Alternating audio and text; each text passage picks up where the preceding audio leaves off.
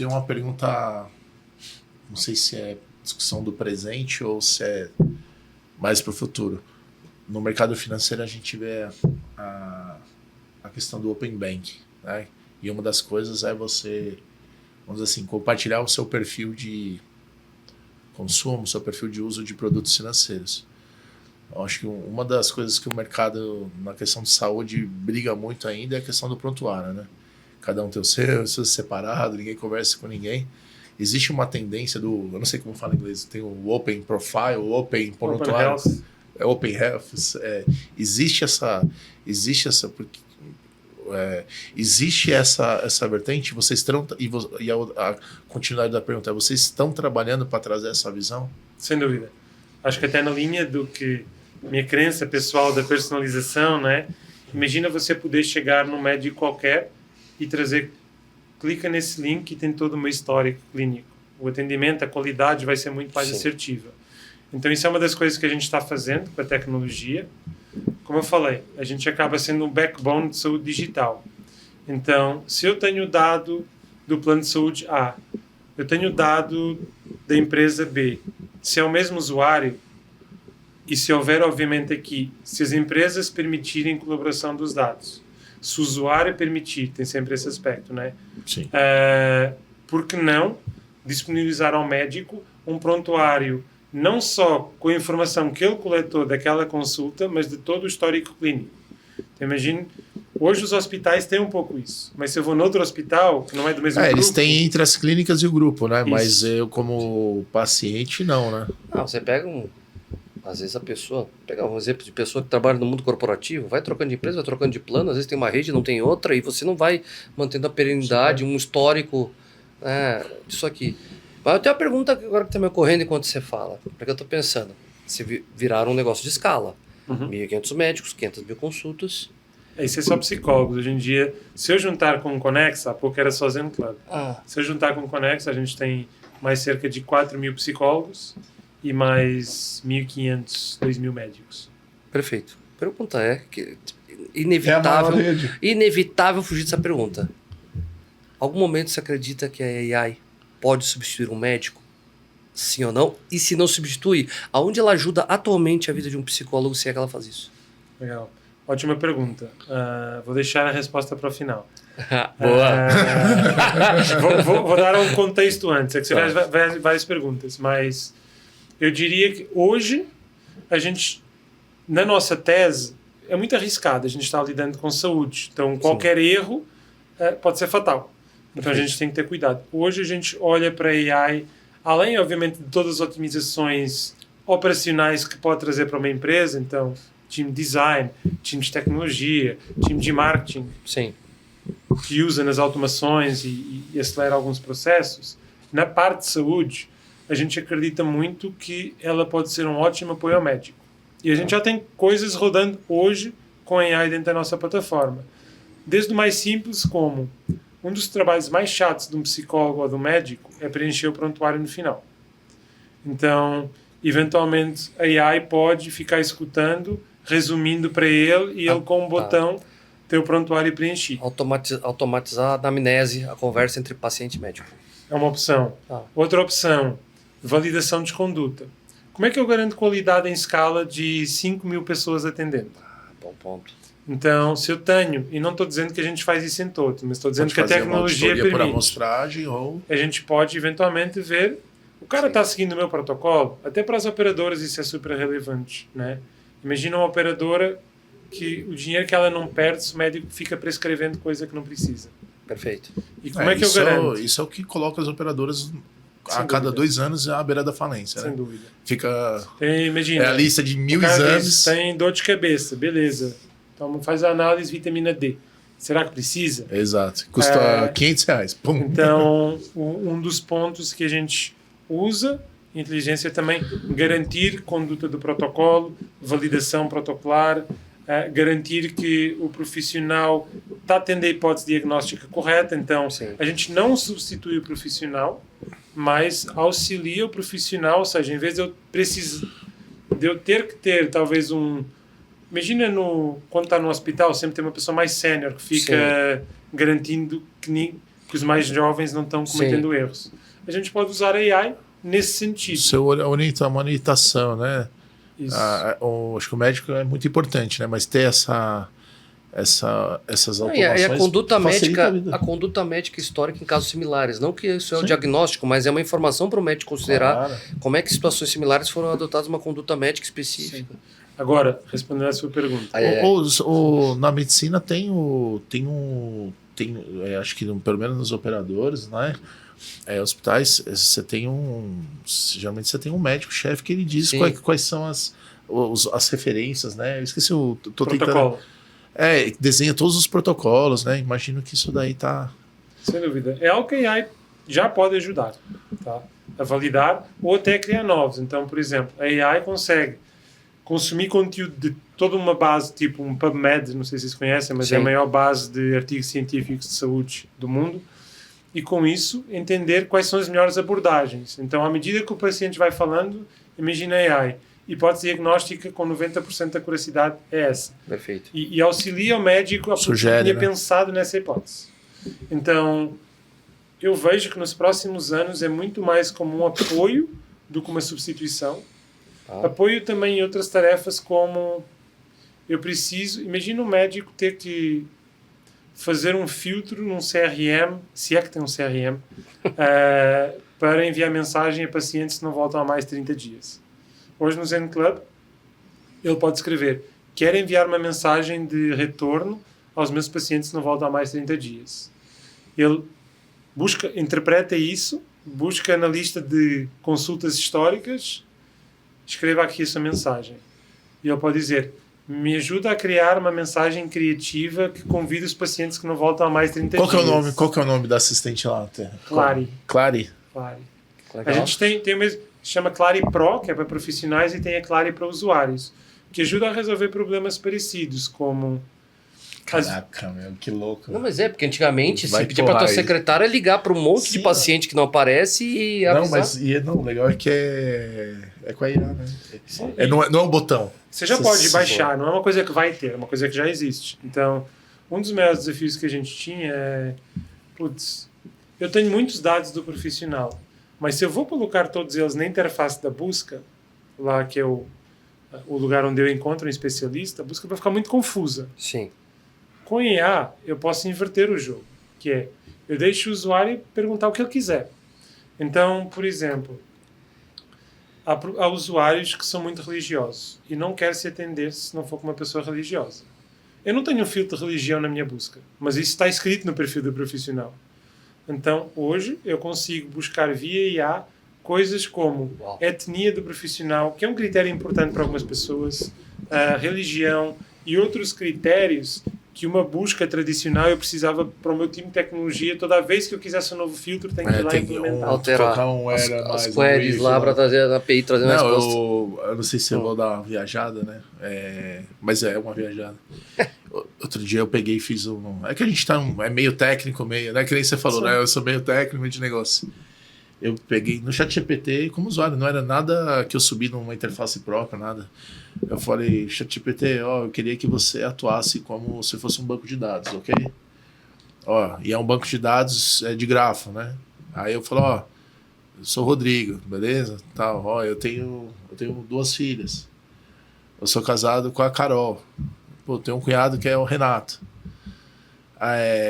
Que o Renato quantas sobrinhas tem? Aí, só que eu não criei nenhuma relação. Aí ele começa a acertar. Aí eu coloquei uma lógica que não era clara. Ele falou: olha, como você é casado com a Carolina e não sei o quê, provavelmente... Aí eu comecei a falar: não é possível. Aí passou uma semana, sei lá, parceria Oracle com o OpenAI, né? Aí eu falei: porque assim, a tendência, você não precisa de banco de dados. Não da forma que a gente tem hoje. Não. E ele já está aplicando. Por que eu contei essa história? Você já está aplicando. Não precisa ter uma tabelinha com a coluninha, alguma arquitetura para isso. Joga no CRM, treina IA em cima do CRM, pergunta, vê o que acontece. Você sempre vai precisar de algum banco de dados. Ele pode ser relacional ou não. Mas ele é mais para armazenar dado. Sim. Depois você transforma aquele dado, treina. A partir dali você só pergunta pro... Como é que era o do Homem de Ferro? o Jarvis. Jarvis. Então, já era. Você não precisa estruturar tanto dado, não precisa Sim. ter essa preocupação e não precisa também de ter talvez um analista de É um dados custo, que tem que entender toda a estrutura. Então, Sim. analista de dados, tecnologia, base de dados, hoje dá porrada nas empresas esse curso de tecnologia, né? Sim, sim. Mas é isso, respondendo a sua pergunta agora. Estou ansioso. Não representa o meu empregador, tá? Mas eu diria que sim. Tá? Eu acho que em algum momento a gente já vê hoje é uma questão de ética, sabe? E quando for também regulamentado, porque eu acho que vai chegar esse dia, mas, por exemplo, hoje na detecção de câncer, de análise de tomografia, a IA já é melhor que o humano. Sim. Tá? Mas, por questões éticas, eu preciso do humano dê o ok final. Então, eu acho que a gente vai muito nessa linha numa fase inicial, onde a IA vai fazer todo o trabalho e o humano vai lá e diz sim ou não. Até que em algum momento, quando houver estudos, houver regulamentação, eventualmente pode, em algumas situações, não acho que em todas, ajudar e substituir médico, enfermeiro, Sim. psicólogo. Talvez substituir é uma palavra forte, mas é ser usado em alguns casos onde hoje a gente Sim. depende desses profissionais. Tá? Não acho que vai substituir, mas vai mudar o papel do médico. Talvez o médico não vai ter o papel mais de operador, vai ter um papel de supervisionador, não sei. Não, eu concordo contigo nesse ponto.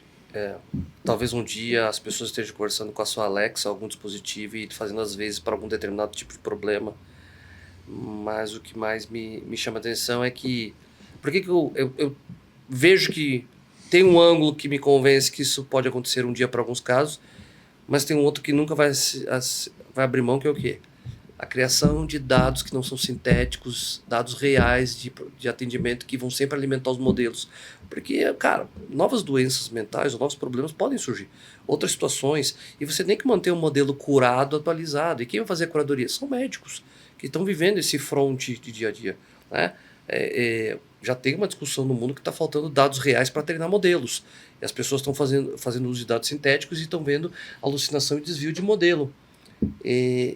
Acho que a gente tem um problema ainda, não sei quanto distante, de garantir que dados reais ainda são persistentes e acontecem para garantir a curacidade de modelos que nunca vão parar de serem retreinados até chegar no limite do, nunca 100%, quem sabe, mas no 99,9% de acuracidade. Essa é uma dúvida. Será que a AI vai ter capacidade de criar de forma inovadora como humano? Visto que ele é treinado sobre só coisas que já aconteceram. E não coisas que ainda vão acontecer. Então, assim, eu tenho a sensação Esse que é um sim. dos temas do Marcelo. Que o Marcelo, agora ele aborda isso. O Marcelo Murilo. Murilo, sim. A IA vai olhar, ela olha pro ser humano e fala, puta, como eu queria ter essa criatividade, né? Essa inovação. Porque tem tanta coisa no mundo que pode afetar a saúde mental. A gente... Né, das pessoas. Uma nova pandemia, um país em recessão, uma guerra que não tem no mundo, lá. Tanta coisa que afeta isso. Não é longe de ser tema político, é só uma reflexão em função a questões gerais. Quando você pega... Normalmente, o mundo privado ele tende a oferecer melhor serviço, né? Normalmente. Tem uma teoria geral, né? Não é minha, né? A gente ouve bastante isso. Aí a gente vê a questão da habitação, educação, segurança e tal. São coisas que, normalmente, de alguma forma, os governos no mundo inteiro são os provedores, de alguma forma, para a população. A saúde é uma delas. No Brasil, a saúde é uma merda, né? Desculpa o português, né? O acesso à saúde de qualidade, ela é muito segmentada. Quando você entra numa operação como essa, que está falando da saúde mental, começa com psicologia, começa agora psiquiatria, eventualmente com liberações, vão crescendo. Vocês têm como uma tendência, novas parcerias no sentido de coleta de exame, atendimento presencial, vocês vão tentar, aí pode ser que você dê como um panorama de mercado, não obrigatoriamente uma estratégia de vocês, que acho que pode ser um pouco além do necessário a resposta, mas a gente vê que a área da saúde, As típicas não duram 2 anos, né? Eu brinquei, né? A cada 2 anos você vê as grandes, né? Sumindo, falindo, sendo comprada, e aí toma a porrada da comunidade, né? 50 mil reais de exame, o cara tava com dor de cabeça. Ninguém suporta isso. As empresas, a cada ano, ganham 20% a 30% de correção do... É um modelo que não é sustentável. E aí entram vocês com outra dinâmica, outra forma. E essa indústria está passando por um conceito de verticalização, né? Um monte de empresa fez parceria, né? O convênio com operadora de hospital, com birô ali de seguradora, enfim. Sim. Como é que você enxerga essa mudança nesse mundo da saúde? Tá começando? É só no Brasil? Vai acontecer ainda mais? Eu acho que vai acontecer ainda mais. E eu acho que a gente está se posicionando, ou está posicionado para ser o enabler dessa estratégia. Acho que uma das coisas que é core para a gente acredita e quer democratizar o acesso à saúde. Porque hoje, como você falou, ele não é democratizado. Tem muita gente que ainda não tem acesso.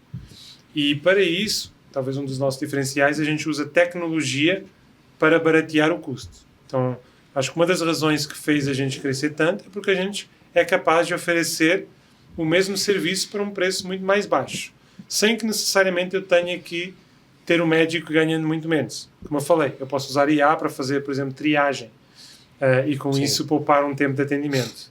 Eu posso usar IA para ajudar a um melhor diagnóstico.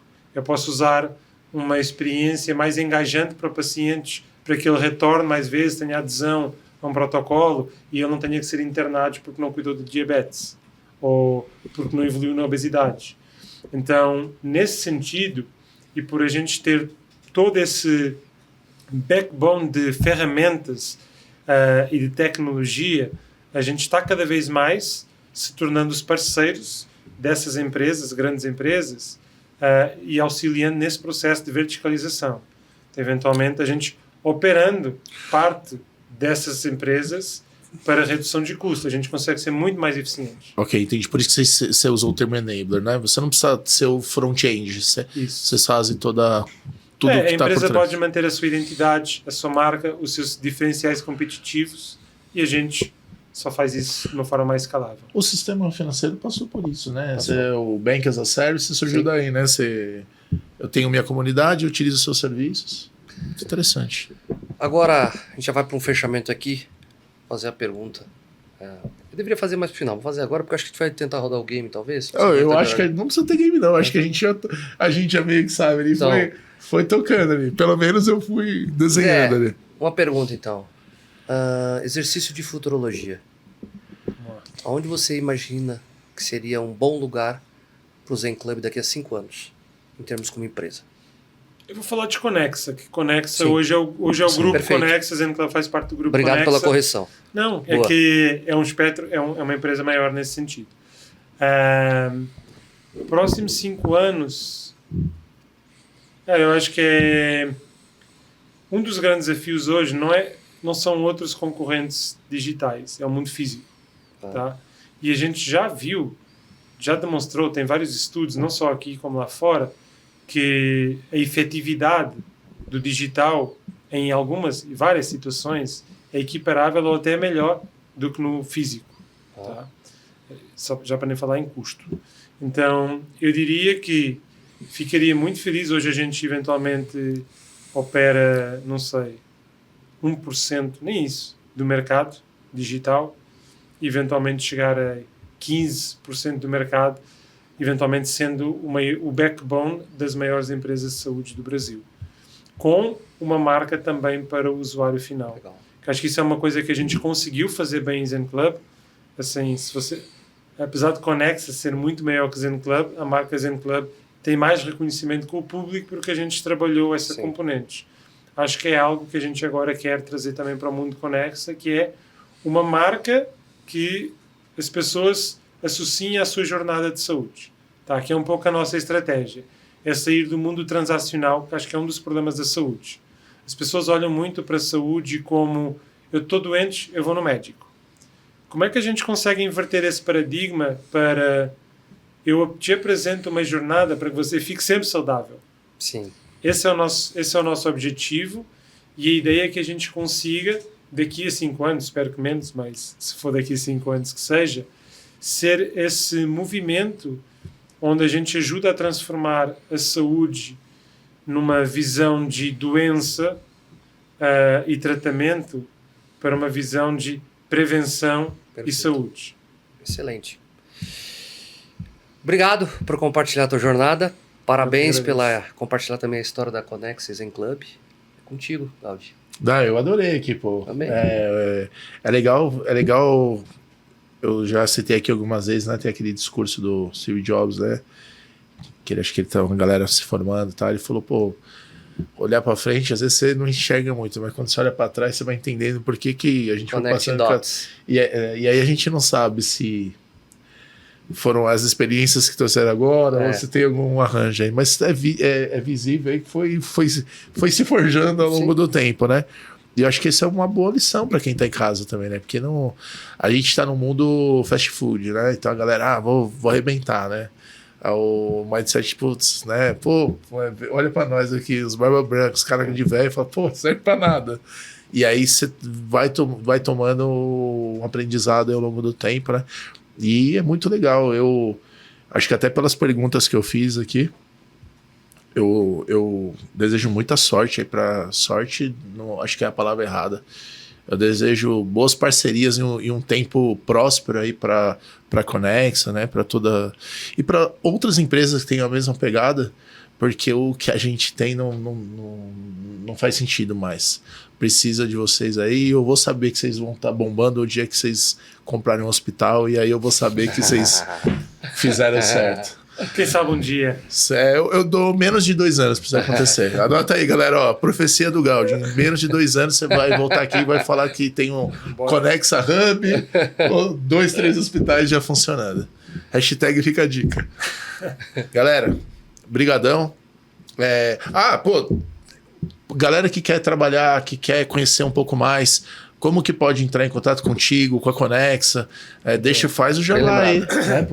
Bem lembrado. Então pode me encontrar Twitter, Instagram, tudo aberto. Apesar de eu não ser uma pessoa muito pública, não exponho muito a minha vida. Então, regra geral, só convites assim, mais especiais que eu costumo fazer aparições. conexasaude.com.br, zenclub.com.br com K. Baixa o aplicativo dos dois. Tem muita coisa gratuita nesses 2 aplicativos, então para quem quer se cuidar, recomendo. Dá pra galera entrar lá e fazer uma experimentação e conhecer os serviços. Inclusive, a Zen Club tem muito conteúdo que vai além das consultas. Tem a Clary, inteligência artificial, se quiserem brincar. Connexa também tem, então tem coisas legais, tipo, você tem aqui, tá vendo esse biscoito aqui? Se tirar foto, contar as calorias. Não fala isso não, mano. Então, umas 2.000. Então, eu acho que tem muita coisa legal. Cara, que sacada, meu. A ideia é ajudar as pessoas a Facilita, se cuidar, né? Facilita, é o cuidado, né? E a ideia é essa, como é que a gente traz para a saúde um aspecto mais lúdico, sabe? Porque, cara, hoje é pesado. Saúde, como eu falei, é muito associada à doença. Como é que a gente consegue criar uma jornada que as pessoas tenham incentivo e vejam valor em se cuidar? Então, por isso, a gente tem que criar dinâmicas de redes sociais, trazer... Gamification, social, tudo aquilo, né? Tá no roadmap. Muito bom, muito bom. Vida longa para a Connexa Zen Club. Isso aí, cara. Obrigado, gente. Galera, valeu aí.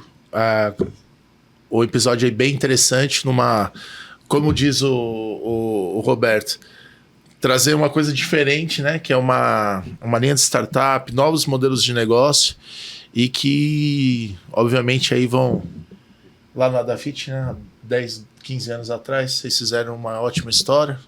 Agora vem o próximo ciclo, né? E como você falou, né? As empresas que estão transformando hoje nasceram há 10, 15 anos. É o que vem pela frente aí. Boa. É isso aí. Valeu, turma. Tchau, tchau. Valeu. Pessoal.